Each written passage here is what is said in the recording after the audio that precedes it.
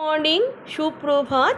দেখো সবাই যোগু ভাইকে আমি কত সুন্দর করে সাজিয়েছি, জবা ফুল দিয়ে টগর ফুল দিয়ে সুন্দর করে সাজিয়ে দিয়েছি। কাল ছিল যোগু ভাইয়ের স্নানযাত্রা। সেই স্নানযাত্রা উপলক্ষে আমার কাছে একটা অর্ডারও এসেছিল। এই 20 জনের মতন ভোগ ভোগ ভোগ ছিল, তার সাথে আরও কিছু ছিল, যেন চাটনি ছিল, 5 রকমের একটা তরকারি ছিল, পাঁপড় ছিল, এবং যোগু ভাইকেও আমি ভোগ প্রসাদটা দিয়েছিলাম। এবং প্রথমেই আমি যে কোনো জিনিস বানিয়েই প্রথমেই যোগু ভাইকে দিই। যদি আমার রান্নায় কোনো রকম ভুল ত্রুটি থাকে না, সেইটা যোগু ভাই ঠিক করে দেয়। ওই জন্যে প্রথমটা আমি যোগু ভাইকেই দিই। কালকেরও যথারীতি একই জিনিস করেছি, যোগু ভাইকে দিয়েছিলাম।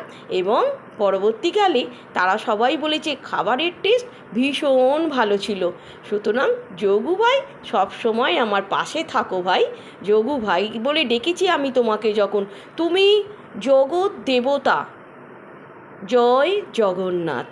আজকের যোগু ভাইকে আমি কী দিয়েছি সেটা তো দেখানো হলো না। দেখো, গাছ পাকা আম কেটে দিয়েছি, নকুলদানা দিয়েছি, জল দিয়েছি, ধূপ দিয়েছি। জয় জগন্নাথ। তুমি এইভাবেই আমার সাথে থাকো, পাশে থাকো, সবাইয়ের বিপদের দিনে সবাইয়ের বিপদে পাশে থাকো। জয় জগন্নাথ।